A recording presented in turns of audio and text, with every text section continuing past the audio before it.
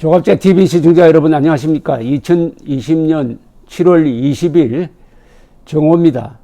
어제 있었던 이승만 대통령 55주기 추모식에서 박삼덕 보훈처장이 추모사를 하면서 이승만 대통령이라고 부르지 않고 이박사 했다고 해서 비판이 좀 일어나고 있습니다. 저도 그 현장에서 그 연설을 들었습니다. 그 연설을 하는 도중에 최근에 백선엽 장군 안장식 직후에 그 대전 현충원 인터넷 홈페이지에 백선엽 장군을 친일 반민족 행위자라고 적어 놓은 데 대해서 격분한 분들이 연설 도중에 좀 거칠게 항의도 하는 그런 장면도 있었습니다. 그러나 다른 분들이 이런 자리에서는 좀 그런 게 어울리지 않는다고 해가지고 말려서 그게 무슨 대세를 이루지는 않았습니다. 그러나 약간 소란 속에서 이분이 상당히 짤막한 추모사를 했습니다. 그 추모사 전체 분위기는 이승만 대통령의 건국 공로를 높게 평가하는 쪽이었습니다. 다만 건국 대통령, 초대 대통령 이렇게 부르지 않고 이박사 이렇게 불렀습니다. 자유민주주의 대한민국에 헌신한 박사님께 깊은 경의를 표하며 머리 숙여 명복을 빈다. 광복 후 혼란 속에서도 대한민국 정부를 수립하고 대통령 중심제를 확립했다.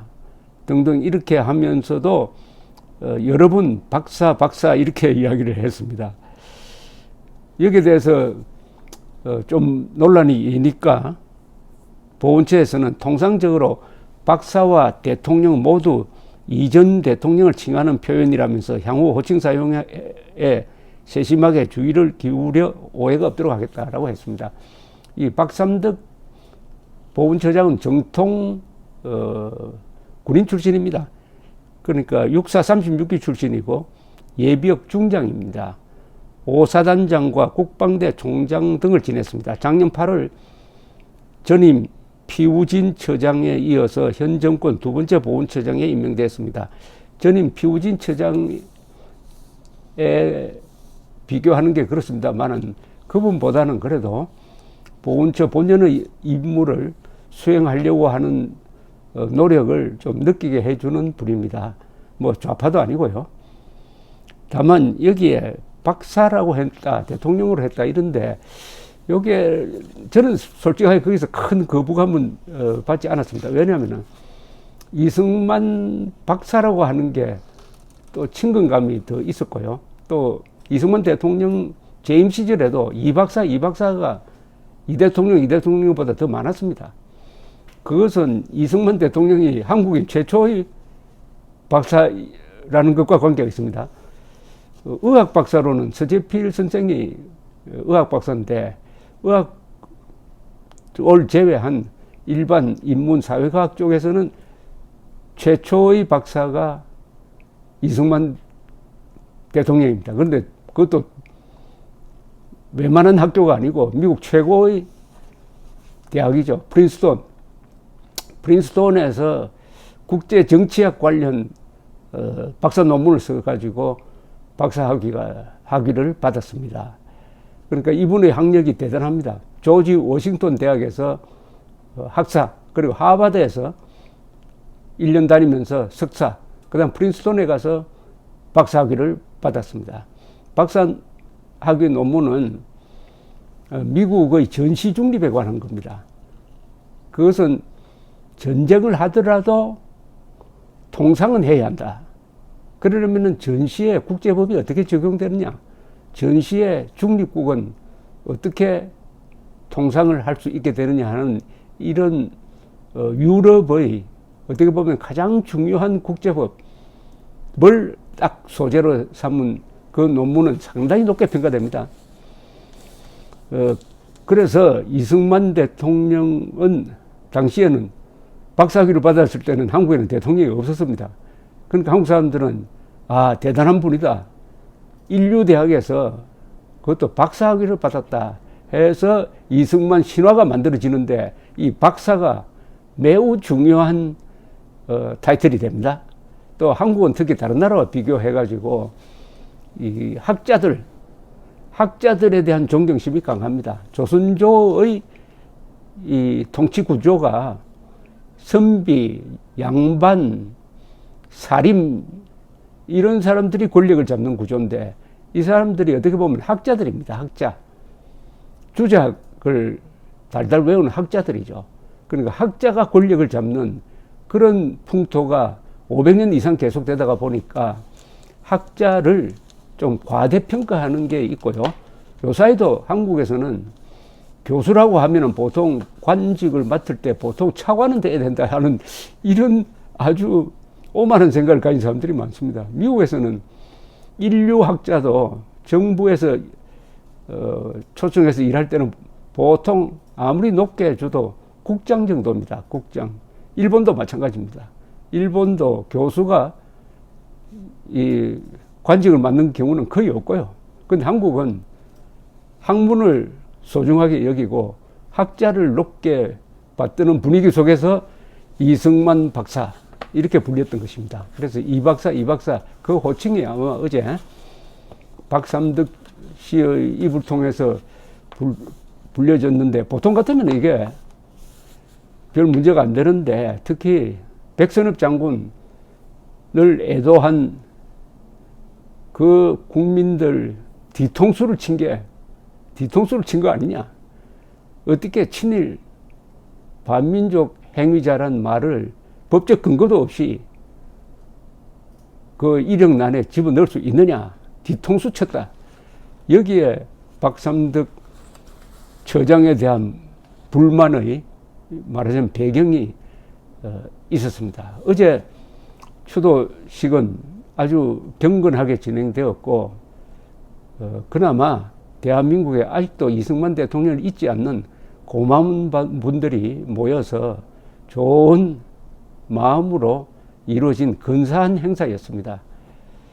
임복일 뉴데일리 회장 전 조선일보 편집국장이 아주 감동적인 연설을 했습니다.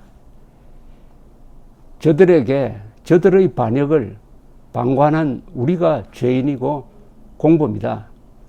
우리에게 벌을 내려 주십시오라는 이야기가 아주 심금을 울렸습니다. 박삼득 보훈처장의 이 박사 발언이 논란이 되는 것도 한국의 지금 우파 세력이 얼마나 코너에 몰려가지고 초조하느냐 하는 것을 잘 드러내는 것이기도 합니다. 공식적인 자리에서는 공식적인 용어를 쓰는 게 맞습니다. 건국 대통령이라고 불러야 됩니다. 이승만 건국 대통령. 이승만 건국 대통령의 이의가 있습니까? 이승만이 미국의 조지 워싱턴과 똑같은 역할을 한 것 아닙니까? 그보다 더 위대한 역할을 한 거죠. 이분은 개화운동을 하고 독립운동을 하고 초대 임시정부 대통령이고 그리고 건국을 지도하고 6.25 남침을 당했을 때는 호국을 지도하고 그리고 한미동맹까지 만들어서 한국인들의 생명줄을 마련해주고 그 뒤에 교육을 통해서 농지개혁을 통해서 박정희 대통령의 이 경제개발 드라이브가 성공할 수 있는 레일을 깐 분입니다. 90평생의 거대한 생애였습니다. 그런 분을 박사라고 부르면 참 친근하긴 하죠. 그러나 건국 대통령이라고 불러서야 마땅하다고 저는 그렇게 생각합니다. 다음에는 국가보훈처의 박삼득 처장께서 주도서를 해주시겠습니다.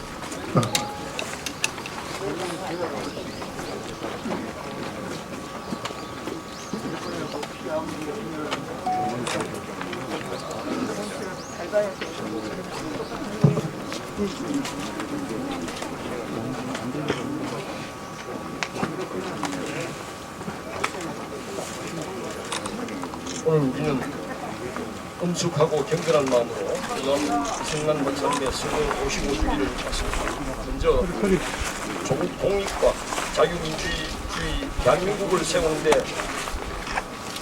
헌신하신 박사님께 깊은 경의를 표하며 머리 숙여 명복을 빕니다. 박사님께서는 일찍이 배제학당에서 습득한 문화과 국제사회적 인식을 바탕으로 국력 향상을 통한 외세로부터의 독립을 역설하셨습니다. 1910년 민족의 치욕적 역사인 경술 복치를 맞았지만 대한민국 임시정부 초대 대통령이자 독립운동가로서 중추적 역할을 하셨기에 우리는 마침내 조국 방법을 맞이할 수 있었습니다. 광복 후 혼란과 분열 속에서도 대한민국 정부를 수립하고 대통령 중심제를 확립한 데 이어 정치, 경제, 외교, 군사, 교육을 비롯한 여러 분야의 기초를 다지셨습니다. 특히 전쟁이 끝나고 체결한 한미 상호방위 조약은 자손만대 복락의 토대가 될 것이라고 하신 말씀처럼 이 땅에 안보와 평화를 굳건하게 함으로써 오늘날의 번영을 일으키게 하는 근간이 되었습니다. 지난 세기 대한민국의 역사는 식민 지배와 해방, 건국에 이르기까지 언론인과 독립운동과 그리고 정치가로서의 삶을 사신 박사님의 생애와 맞닿아 있습니다. 그리고 그 험난했던 질곡의 역사를 딛고 일어선 오늘의 대한민국은 박사님을 비롯한 수많은 분들의 희생과 헌신이 있었기에 가능했다는 것을 우리는 잘 알고 있습니다. 때문에 박사님의 위국 헌신 정신을 받들어 더 평화롭고 번영된 나라, 통합된 대한민국으로 나아가는 것이 이 시대를 살아가는 우리 모두의 책무이자 진정한 보험이라고 생각합니다. 정부는 오늘의 대한민국을 있게 한 애국 선열분들을 잘 모시는 것은 물론 어느 한쪽에도 치우치지 않는 균형 있는 보훈, 그리고 국민 통합에 기여하는 보훈이 될 수 있도록 더욱 세심히 살펴나가겠습니다.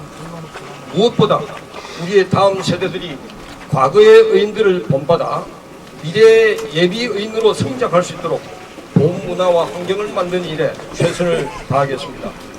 오늘 추모식 주기를 위해 애써주신 건국 대통령 이승만 박사 기념사업회 신설식 회장님과 관계자분들께 진심으로 감사드리며 뜻깊은 자리에 함께하신 모든 분들께도 감사의 말씀을 드립니다. 다시 한번 박사님의 서거 55주기를 맞아 깊은 추모의 마음을 바치며 영면하시길 기원드립니다. 감사합니다. 백성엽 장군이 친일 군자예요. 백성엽 장군이 친일 다음에는